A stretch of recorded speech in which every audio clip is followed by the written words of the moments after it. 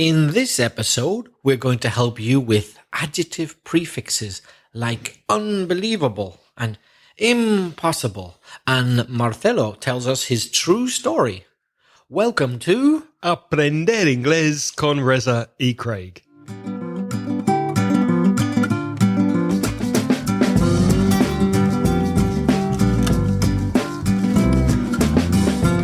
Hello, I'm Craig. And I'm Reza. And together with over 45 years of teaching between Reza and I, we're going to help you improve your English and take your grammar, your vocabulary and your pronunciation to the next level. Hi, Reza. How are things, Craig? Things are great. It's a beautiful sunny day in Valencia. We've got a noisy neighbour problem. You might hear some banging during this episode. Don't worry, it's just people banging on the wall next door. It is not Craig and I banging our heads. No. It is not that. So let's begin today with a voice message from our friend Josep from Barcelona, who has passed his CAE exam. Congratulations. Well done, Josep. Let's listen to Jocep's message. Hello, hi. This is Joseph from Barcelona. Good day to everybody, and Craig and Reza, of course. I wanted to ask you a question this week regarding word formation. I've noticed there are words that start with IN and other words that start with UN. Like, for instance, unqualified, unprecedented, unjustifiable, unbearable, unprintable, untenable, etc. Whereas other words like insensitive, injustice, invalid, invaluable, insufficient, inorganic, indefensible start with IN. So my question this time is whether there is a way to know if there is a rule or any sort of rule that we could use to figure out when when some words need to be written with IN and others with a UN at the beginning. That's one thing. And the second thing I wanted to comment is about my CAE exams that I did last month, and I got the news this week that I passed. So now I have my qualification is a Cambridge Advanced English. So, thank you guys for your help on that, and sunny regards to everyone. Bye-bye. You know, it makes me so happy when we hear from students who have passed exams. Me too. It's the best news we can possibly get. Well done, Josep. You've made our day. You've made us very happy. Congratulations. And it's a very good question you have. But just before we get on to that, can I just comment on one thing? I want to comment on one thing. I want to comment on comment. You said that you wanted to comment, I think you said. But the stress on that verb should be on the first syllable, to comment. And you forgot to add the preposition on. You comment on something. Apart from that, your voice recording was extremely good, impeccable. Josep, we did speak about word formation in general back in episodes 59 and 61. So if anyone out there, including Josep, want to revise some word formation, go back to inglespodcast.com/59 and inglespodcast.com/61. Are there any rules for prefixes? I don't think there are, not really. Are there, Reza? There are some common patterns, some common things that you can identify, but I don't think there are any definite hard and fast rules, which means strict rules that you can follow. Because any pattern you can think of, there are exceptions to it. The only things that really are quite useful to know, I think, are words beginning with L tend to mostly have the prefix IL, to be the opposite. Like logical, illogical, legal, illegal. But there are exceptions. But they usually are. And words beginning with R tend to have the prefix IR. Relevant, irrelevant. Rational, irrational. Apart from that, no, there's nothing really to help you. We can help you a little bit with suffixes. Now, just to clarify, and again, we spoke about this previously, but the prefix comes at the beginning of the word, before, at the beginning, And the prefix changes the meaning of the word. So it usually changes it to the opposite, happy, unhappy, for example. The suffix goes at the end of the word, and that often changes the word group or word family. So it changes a verb to a noun or a noun to an adjective, etc. People who do jobs. Reza, can we help the listeners with a suffix or suffixes that they can use for professions? Yes, so suffix at the end of the word, ER, IST, ANT, OR, and double E are very common for people who do jobs. For example, if you teach, you're a teacher, add ER. If you're involved in art, you're an artist, add IST. If you assist in a shop, you're a shop assistant, add ANT. Professor, ending in OR. Doctor, ending in OR, etc. If you mug people for a living, you're a mugger. What about adjective suffixes, Craig? To describe, to give description, adjectives. Yes, there are. There's a selection of suffixes you could use for adjectives. For example, FUL, full, like helpful, for example. LESS at the end of the word. For example, useless or senseless. There's ABLE, for example, laughable or adorable. There's OUS, for example, anxious or delicious. There's IVE, sensitive. ITIVE, also sensitive. Y, happy or silly. IBLE, for example, sensible. We also use suffixes, of course, for nouns. So when you see suffixes ending in TION, you know it's probably going to be a noun, or MENT, NESS, ITY, ANCE, ENCE, SHIP. For example, TION, education. MENT, establishment. Government. NESS, happiness. ITY, clarity, university, city. ANCE, importance. ENCE, independence. SHIP, friendship. Relationship. So nearly always those suffixes tell you the type of word. Although there are a few exceptions, of course. The letter Y is, as we said, a suffix for an adjective, but many nouns do also end in Y. For example, try. That was a good try. Well done. TRY. Well, try is a noun there. It's not an adjective. So not all words that end in Y are adjectives, but a lot of them are. And you said city before as an example of a noun, but again, it can also be an adjective. Mm-hmm. Right, yeah, like a city break or something like that. Yeah. So they're not completely hard and fast rules, but generally speaking. Remember, all the information we're giving you, you can find written down in our show notes at inglespodcast.com/157. So if we're going too quickly, go to the website and follow this podcast with the text. What about prefixes, Reza? Now, prefixes, I said, come at the start, at the beginning of a word. Well, as Craig said earlier, prefixes are used to make a word negative. That's one use of prefixes. But there's another use as well. We'll talk about that in a minute. So negative prefixes can be un, like unhappy, in, like inappropriate, IM, like impossible, dis, like disproportionate, IR, like irrelevant, and ill, like illogical. Okay? Or other words, untrue, disloyal, irrelevant, irrational. Disappoint. Okay, all of those are negative. But there's another use of prefix, which is to give a specific meaning, not necessarily negative, but a specific meaning. For example, pro-government. PRO. PRO, you support the government, or anti-government, you're against the government. Okay? So some common ones are anti, pro, they're opposites.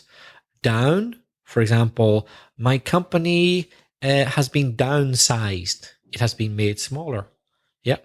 Or we're going to upscale our plans to make them bigger, to go up. So down and up. Hyper and hypo. Hyper is Hyper and hypo is Hypo. For example, if you're diabetic, you can have problems with hyperglycemia. That means you have too much sugar in your blood. Or you can have hypoglycemia, which means you don't have enough sugar in your blood. So hyper too much, hypo not enough. Hypertension. Exactly. Hypertension and hypotension. Pre and post. For example, pre-war Britain was much different to post-war Britain, before and after. Micro and macro. Microeconomics and macroeconomics. Microeconomics is the study of individual companies, and the big picture on a looking at everything. Sub and supra.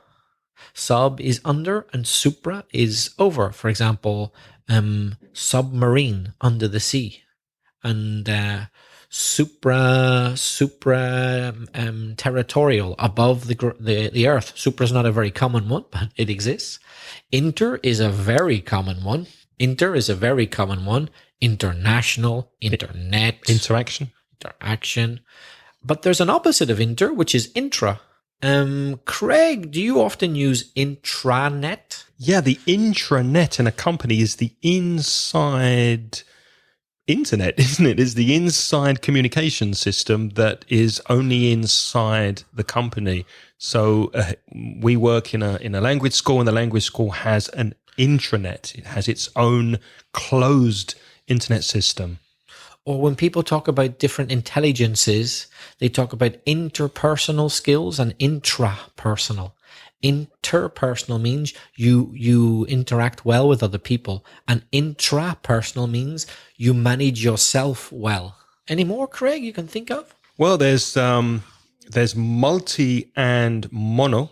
For example, multilinguist is a person who speaks many languages, and monolinguist is a person who speaks one. So multi, many, and mono, one. What about a person who speaks specifically 2 languages?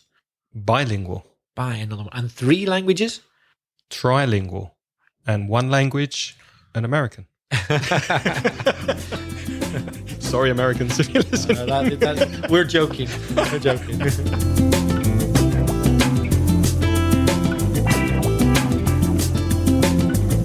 We've got hetero and homo. For example, heterogeneous, lots of different. Heterosexual. And homogeneous, all the same. Under and over, for example, underpaid like us. Or like many politicians, overpaid. They get too much money for what they do. Trans, going across, like the Titanic was a transatlantic ship in theory, although it never did get to the other side, but it was transatlantic going across. Ultra modern. But these aren't opposite, are they? No, it didn't say they were. Ultra means very extreme. Like you talk about in Spain, los ultras, like kind of the extreme supporters of a club. They're very, very extreme. So ultra, very extreme. Ultra modern. Semi, half, like semi-skimmed milk. They skim, they take off from the top half of the fat. It's semi-skimmed. Semi-final, semi-detached. Non, what does non mean in Spanish? Without. Yep. So in Spanish, you would just say no. But in English, you have to add an N. You have to add non if it's going to be used in an adjective as a prefix. For example, non-negotiable. Negotiable. In other words, you sign a piece of paper and after that, you can't change your mind. It's non-negotiable. You can't change it. Non-fat milk. There's no fat in it. So in Spanish, you would say no. But in English, we don't say no. We say non. N-O-N when it's a prefix. Mini, very small, like a mini skirt. Super, very big, like a supermarket. It's much bigger than a normal market. Mega, very big, very, very, very big. Like Tokyo is a mega city. And there are many, many more. But don't worry, because most of those, group 2, let's call them, the ones which give a specific meaning, they're very, very similar to Spanish. Mono, hetero, homo, trans, ultra, semi, mini, super, mega. They're more or less the same in Spanish. So you shouldn't have too much difficulty understanding them. Now, Giuseppe's question was specifically about prefixes. So let's look at some prefixes and try and help Josep with a little mini test. Reza, I'm going to give you a word, probably an adjective. I'd like you to tell me the opposite, including the prefix, but just leave a second or two because, listeners, you say the word before Reza, okay? So I'm going to say a word, for example, employed. The opposite of employed is, say it, and then you'll hear Reza, okay? Ready? Employed. Unemployed. Relevant. Irrelevant. Successful. Unsuccessful. Possible. Impossible. Very good. Trustworthy. Untrustworthy.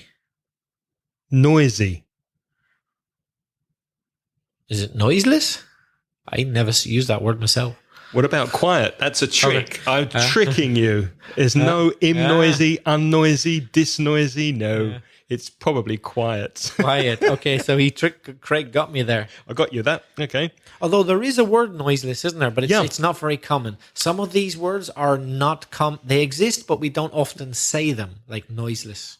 I'd use quiet. I'd say it's a noisy bar. It's a quiet bar. Yeah. Noiseless is not quite the same as quiet, is it? Noiseless means there's absolutely no noise. Exactly. Zero noise. Mm-hmm. Next word. Comfortable. Uncomfortable. Mature. Immature. Respect. Disrespect. Regular. Irregular. Believable. Unbelievable. Tolerant. Intolerant. Satisfied. Dissatisfied. Moral. Immoral. Legal. Illegal. Concerned. Unconcerned. Lucky. Unlucky. Reliable. Unreliable. Modest. Immodest. Obedient. Disobedient. Honest. Dishonest. Practical. Impractical. Patient. Impatient. Patient. Impatient. I made you wait for that, didn't I? Yeah, I'm not very patient today. Responsible. Irresponsible. Perfect. Imperfect. Experienced. Inexperienced. Logical. Illogical. Microeconomic. Macroeconomic. Homosexual. Heterosexual. Alcoholic, like the drink alcoholic, beer, wine, whiskey. Non-alcoholic. Pre-revolution or pre-revolutionary. Post-revolution or post-revolutionary. That's interesting. I want to just comment on that. Pre-revolution looks like a noun because it can be a noun. People were discontent in the pre-revolution, but it can also be an adjective, like a pre-revolution stamp. So these words which have a prefix which has a specific meaning, sometimes they don't look like adjectives because they end with a suffix which is maybe a noun, like revolution, looks like a noun. But because you add the prefix, it can now be an adjective. Pre-revolution, anti-abortion, pro-government, they are adjectives. What's the opposite of anti-war? Pro-war. For example, the anti-war protesters had a demonstration, una manifestación. So anti-war there, again, it's an adjective. And what about overcooked, which is usually the way I cook food? Undercooked. Overweight, that's me. Underweight. Overpaid. This is me. Underpaid.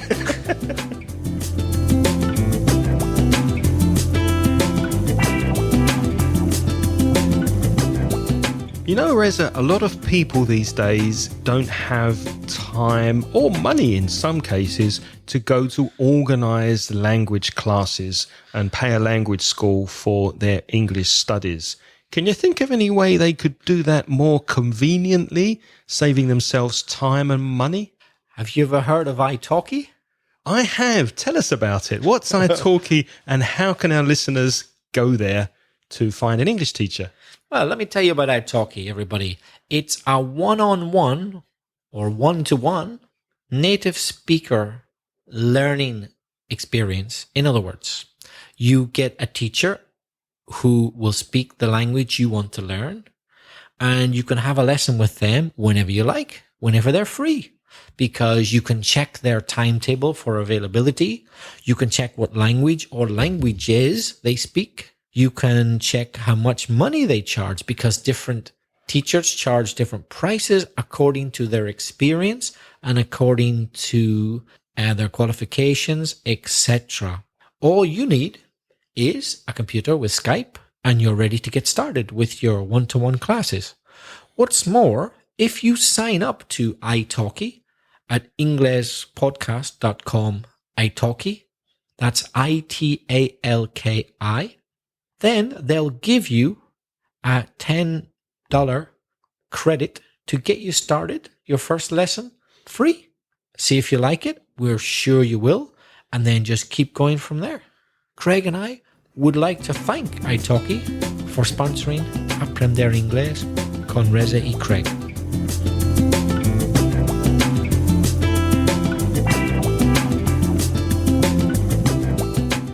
Reza, I'm very happy to say that we have received another true story from one of our listeners. Marcelo from Buenos Aires has sent us something that happened to him in an audio file, and we're going to play it for you now. Let me read Marcelo's email. He says, "Hello, Reza and Craig.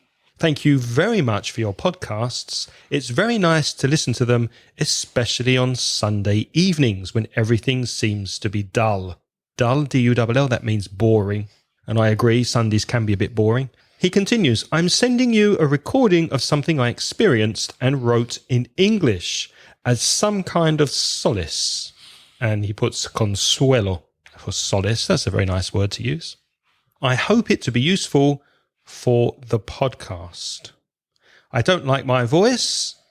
Nobody does, Marcelo. "But that happens to a lot of people, as you have said. Regards, Marcelo from Buenos Aires." Marcelo, I hate my voice as well in the podcast. Yeah. I don't know why people listen to it. I'm just happy they do. And I hate Razor's voice too. Just joking. Everybody hates their voice, as we said, because when you speak, it vibrates around your head and it's nothing like the same as when you hear it recorded. We strongly recommend you record your voices on your phones or send us a voice message or do something to capture your voice and listen to it, because that's a really good way of improving your English and your pronunciation. But nobody likes the way their voice sounds on tape when they record it, because it's never the same as it sounds inside your head when you speak. Before we play you Marcelo's story, his true story, we have some vocabulary we'd like to talk about that he includes in his story, and some questions to help you focus on the listening and understand it better. Reza, what words does Marcelo use in his story that we can help the listeners with? You're going to hear the word snack in his story. Snack, which means something small to eat. Not a large meal, but just a little thing. Something like a tapa or even smaller. He's also going to refer to Walmart Have you heard of Walmart? I've heard of it. Yes, it's actually a company name. It's not something you'll find in the dictionary probably because it's the name of a company. I think it's the biggest American supermarket chain, isn't it? Yep, it's one of them. It's a chain, cadena. It's a chain of supermarkets that are very, very popular all over America. I think they're in every state in the United States. And they're very well known for good prices. I think that's the best way to describe them. So a hypermarket, a supermarket that also sells clothes and pretty much everything. He also talks about a shiver or a cold shiver. Un escalofrío, un temblor, when you go... So it could be because you're cold, or it could be because you're frightened and scared. He also speaks about pickpocket. Pickpocket is a person who takes something valuable from your pocket. Maybe they try to steal a wallet or maybe a passport, picking your pocket to take a passport. The crime is pickpocketing and the person is a pickpocket. Accomplice is an English word which sounds quite similar to the Spanish cómplice, the person who helps or who assists another person, the accomplice. And evidence, he speaks about the evidence of a crime, so the proof, la prueba, or evidencia, you could say in Spanish. So evidence is another word you will hear. Plugged in is another expression he's going to use. Enchufado or conectado. So the plug is the place where you plug in, el enchufe. So if electrical equipment is plugged in, that means it is attached to the electric system and the power is reaching it. And if you have an electrical device or gadget, you obviously need to charge it. So to charge is cargar or recargar. So you charge the batteries or you charge your phone, you charge the device. So those are some words that Marcelo uses in his story. Let's listen to his story now. But before, we have 3 questions that we would like you to answer while you're listening. So Reza, what's question number 1? First question. Which 2 ways does Marcelo suggest for saving money before you go to the supermarket? I'd be interested to know that. How to save money before I go shopping for food. 2 ways, yeah? Okay.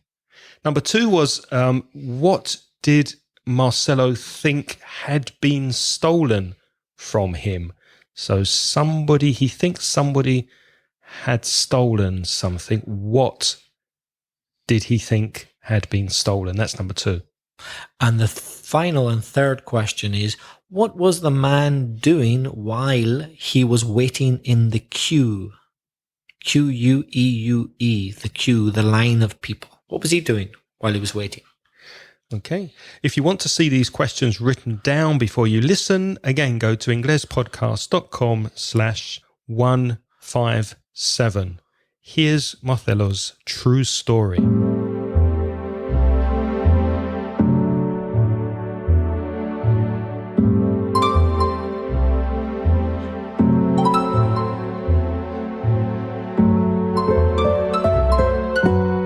You can save money when you go to the supermarket by listing everything you need and having a snack before leaving, so as not to make any unnecessary expenditures. That day, after writing down what I needed and having lunch, I went straight to Walmart. It was a really long list, but I managed to get everything fast, which was really surprising. But there was a tip I had forgotten: to bring a calculator for checking the total amount. It wasn't a problem, since my mobile has got a calculator, but suddenly I felt a cold shiver. The phone wasn't in my pocket any longer.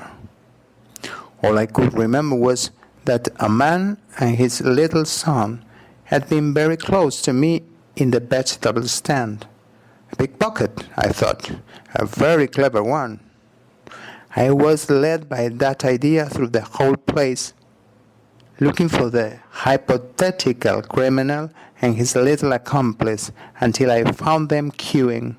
Meanwhile, the man was opening a packet of crisps for the kid. It's illegal to accuse someone without evidence, and I didn't have any. Thank God I didn't accuse them. When I got home, I found my mobile plugged in and 100% charged.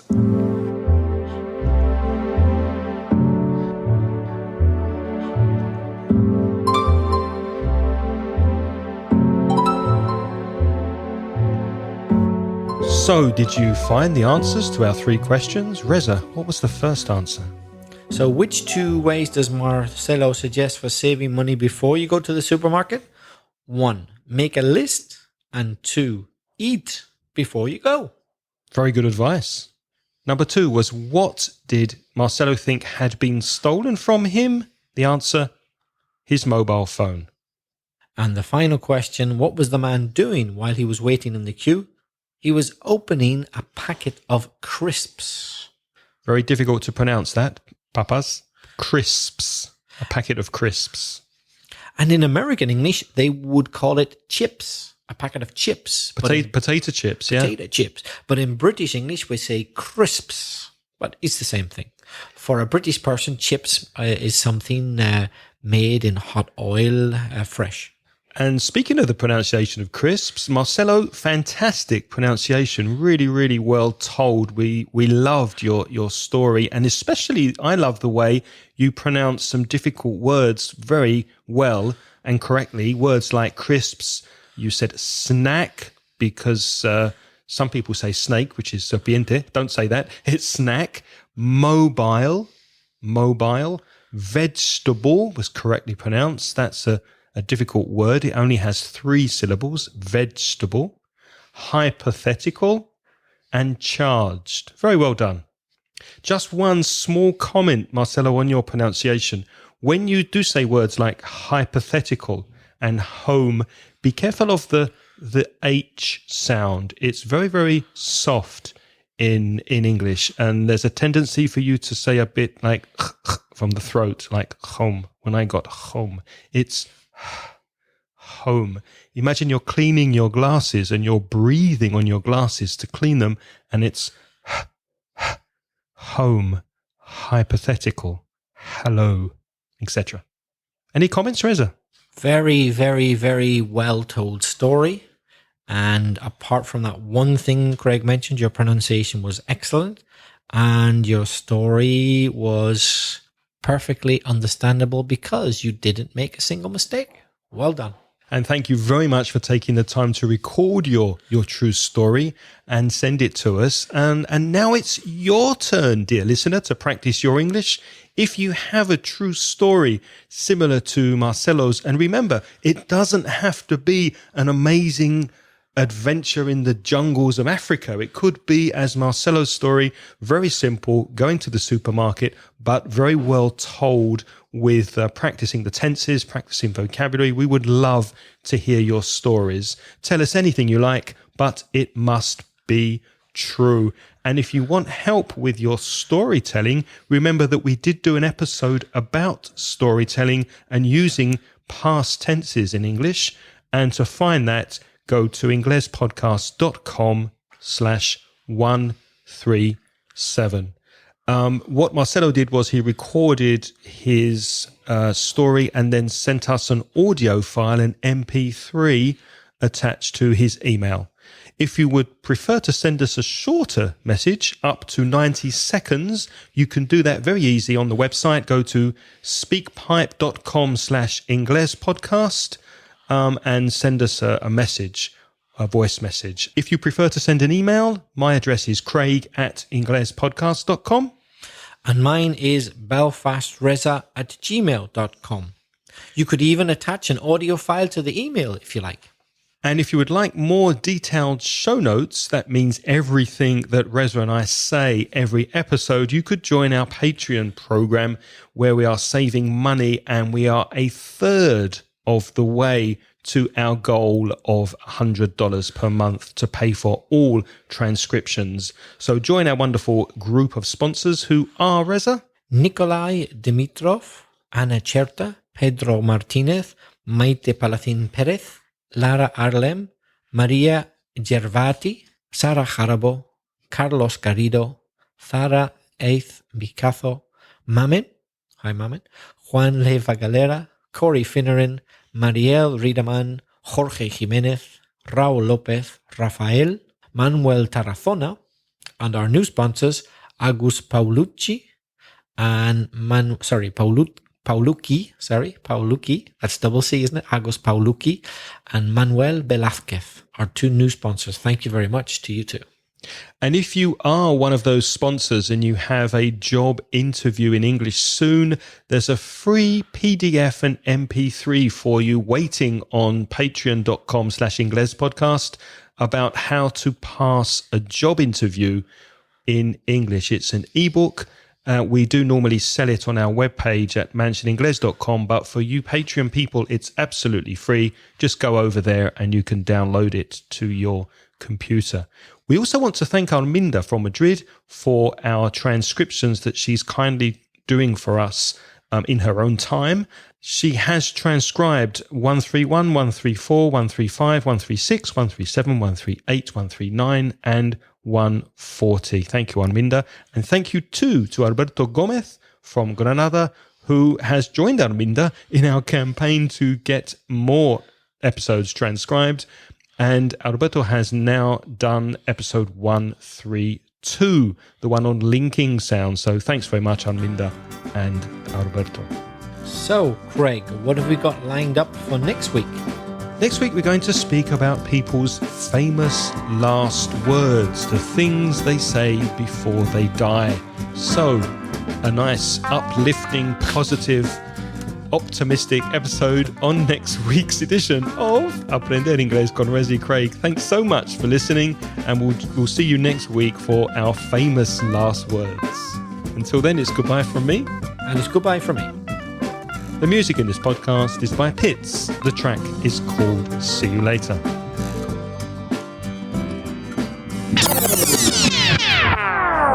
Extremely good. Impeccable. Impeccable. Yeah. That's with a prefix. Im. No, hold on. No, I don't think it is. Isn't it? No, because it's not. Because if you take it off there, it isn't a word. You can't now. say peckable. Well, you can say peckable, but that's something that is pecked. Yeah, I guess so. Yeah. No, let's not do that. This bread is definitely peckable. Yeah. But it's too hard. It's impeccable. Now,